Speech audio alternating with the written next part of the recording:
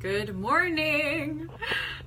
It's actually morning, so that's exciting that I remembered to say that. So what's up? It's Shayna Cameron, and I'm teaching you another super awesome healthy dish that's delicious and super easy to make. Today we're making this, I call it an epic basil salad. Today I'll show you here. I'll flip the camera around. How do I do it? Okay. Look, these are all our ingredients. You can use olive oil if you prefer that. But I like the avocado oil in here. I like both, is the truth. Sunflower seeds, I prefer the raw. You can use roasted and salted if you want. Here's my baby tomatoes, my Persian cucumbers, and my basil. It's all washed already. Honestly, normally I probably do like triple this amount, but that's all I have left. And then there's my little pretty bowl and my dirty counter. You've seen it all before. So this salad is just super good. And it's funny that I'm sitting. Hey, who's on? Say hi. So I want to tell you why I love this salad. So obviously, you know, I feel like in general, people know vegetables are super good. Like tomatoes are really rich in lycopene. That's good for your heart. And cucumbers have a lot of water, but because it's they're inside the vegetable, it's like living water, if that makes sense at all. And so you not only are getting vitamins and minerals from it, you're also getting the enzymes and a lot of beneficial things from that. And basil, a lot of times people when they think of like dark green vegetables, hey Esther, how you doing? Esther, where do you live? I forgot where you live. Tell me where. Anyways, people normally think of dark green vegetables, they'll think of like broccoli or kale or asparagus, which are definitely dark green and vegetables and amazing for you, but this is pretty dark green too. And it's also delicious raw. Like I just love, so anyways, I'm just ripping off the leaves as we're talking. I love basil. I really love all herbs, but I think that, I try to because I enjoy them, but also because they're super healthy. Like they're dark green. They have all that folate and, oh, you're back in New York. Cool. Well, I hope that it's good there. Anyway, so it's dark green, so it has a lot of folate. It's really cleansing for the blood. And a lot of times I think people just associate with herbs with like garnish, but the truth is they're totally like nutritional powerhouses. You know, people think of like, oh, spinach is so good, which it is. But so is basil. So is cilantro. So if you don't have basil, you can use cilantro. It will be different, but it's still good. But this is definitely my favorite. But you know what? I think that the truth is that it depends on like what my body's craving. They are both really wonderful for you, but they both have like different properties. And recently I've been super into basil. Anyway, so I like to cut up. Let me just see better. Is the lighting good enough? Lights on. All right. Yeah, even though we live in LA, the lighting's not always perfect. It's just usually pretty good. I like to cut up the basil first, actually, and leave it in the bottom of the bowl so that when I like mix everything together, it comes up to the top. And also, I find that like when I cut it up first and let it sit, I feel like it gives it a little time for like the flavor to kind of like leach out a little bit, if that makes sense at all. So there you go. Oh, you can't see. You still can't see. Okay. I just put it in my bowl. See? Boom. Just putting in my basil into the bowl. Beautiful. And then, also I put salt in. I didn't put I'll get the salt now so I don't forget it. Unless I can't find it. I found it. Okay. This is my salt that we're going to use. See? Redmond's real salt. That's a really good one. It's actually not that though. It's actually refilled with pink Himalayan salt, which is also obviously a really good one also. It doesn't matter the order that you cut them up in. I'm gonna do the tomatoes next because I think it looks really pretty, like when they land in the bowl and the red and the green. And the truth is that in the past, sometimes I've done this salad just with tomatoes. Let me see. I like to cut them kind of smaller, is the truth. So I'll do like, I cut it like into like 4 pieces, like that. You see? And then I just toss them right in. What's really awesome about this salad is it holds up pretty well. So I don't know that I would prepare it like the day before. I probably wouldn't do the day before, but I've made it for lunch. I even send it with like, sometimes my kids take it for lunch. I know, of course, my kids would do that, right? But don't worry, they also ask for like fruit by the foot and other junk that I don't let them have. I mean, I let them sometimes because I don't want them to hate me or like hate the concept of healthy nutrition.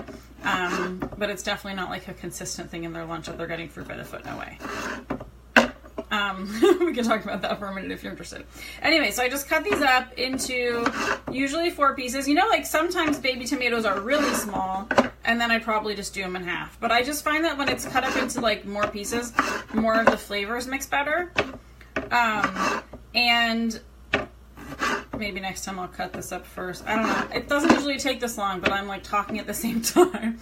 But what kind of salads are your favorite? I'm curious, because if you have, like I always make salads, and I think that I kind of didn't occur to me to like teach you guys salads, because to me they're like, oh, I make them all the time. Like I forgot that like not everyone like makes salads all the time, and having other salad ideas would probably be really helpful. But are there kinds that you guys really want or that you like? Let me know. I'm also curious, what's your favorite herb? I'm going to go with basil, but in the past it was cilantro. I mean, they're all good. What can I say? So here's the tomatoes, taking forever to cut. And then, I don't know why cutting tomatoes just doesn't really bother me. I mean, cutting vegetables in general, I don't find particularly annoying. But okay, so then the cucumber, I just cut like that, and then I roll it like that. So now I have like it in quarters, you see that? And then I just go like that. So I get like kind of smallish pieces. But basically I will add, like, so I'm gonna mix it all together. I'll add salt and oil, and then I add the sunflower seeds just before I serve it. So I'm actually not gonna have this right now, so whatever. Actually, maybe I will. Maybe I'll give it to my husband and he'll have it right now. I was thinking I'll make it for tonight, but maybe not.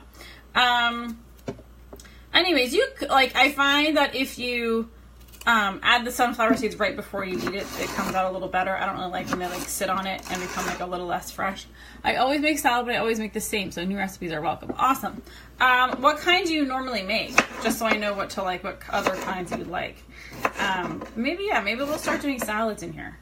But I find that, adding in fresh herbs, and I also sometimes will make like a salad that is literally won't have any lettuce. I mean, this one doesn't either, but it doesn't look like it does. And I just will use like an entire bunch of cilantro and an entire bunch of, okay, it's full with only 2 cucumbers. But okay, so now let's do the oil and the salt. And if you want to do a little lemon, you can. But, avocado oil is great oil, by the way.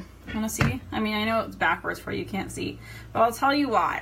It's really high in monounsaturated fatty acids, and those are really good. What we don't want are the polyunsaturated fatty acids. That's like what's in like soybean oil, canola, unfortunately, also. I know a lot of people like that. Okay, so I'm just salting it.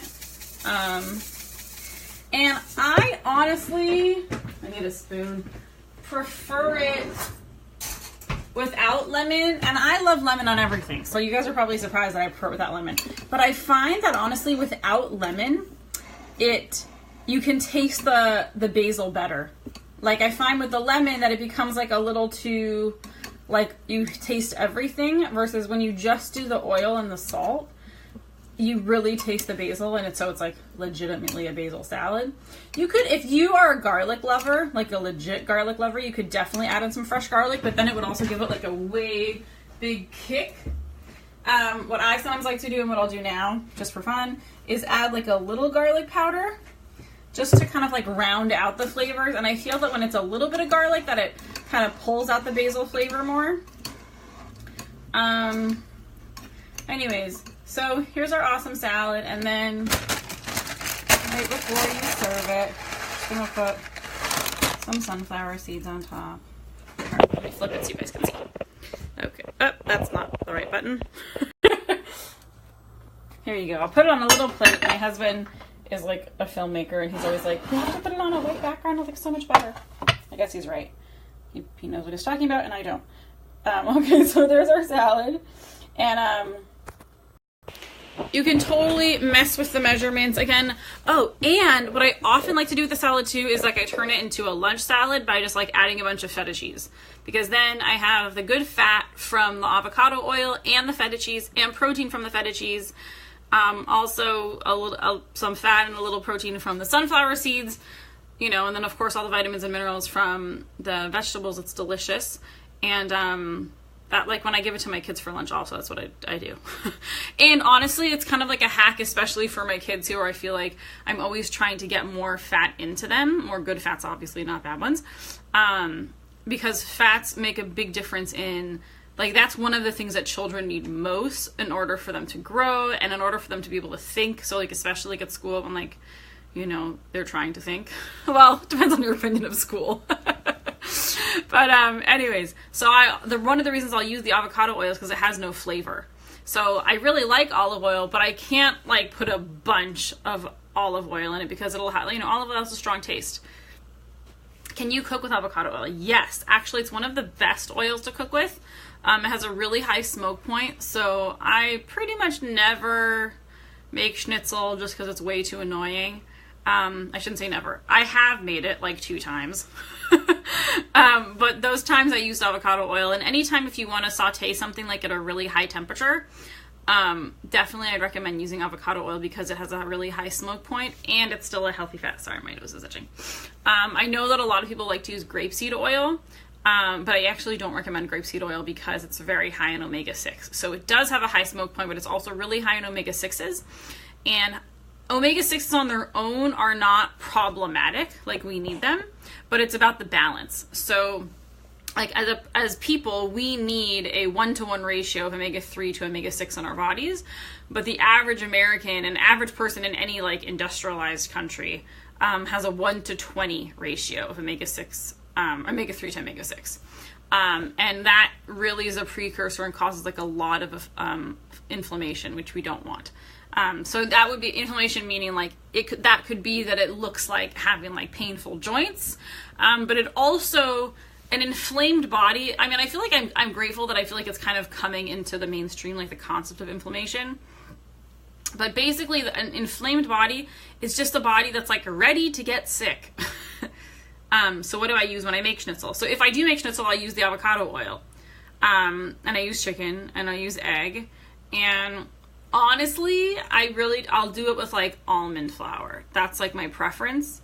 And then it's like legitimately healthy and I have no problem with it. The only reason I don't make it is because I'm lazy, not because it's like inherently unhealthy. Schnitzel's only inherently unhealthy if you're using a bad oil. Like that's really the problem. Or if like in the flavorings, people sometimes will put like a bouillon cube that has like MSG in it. MSG is short for monosodium glutamate, and it's a brain toxin. It tastes fabulous. If any of you ever know that, you know, when you go to like a Chinese restaurant or sometimes like a Thai restaurant and it just tastes like magically so good. Usually that's MSG. But you can sometimes ask them not to put MSG and you'll be like, it's not as good. But you know the best example? Basil has MSG.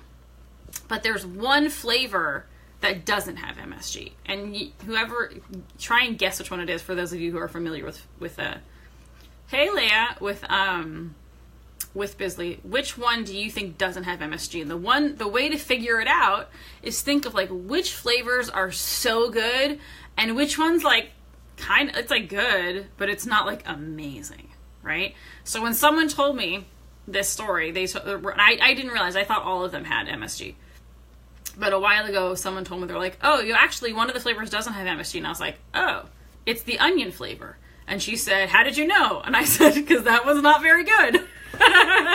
Right? Like my favorite, I remember from a kid, like my mom would of course never buy them, but my friends would, and I would always like try and mooch them off of them. It was like the taco flavor. But they're all like incredible, and like they just have this like incredible flavor, and that's the MSG. Also like cup of soups will often have it.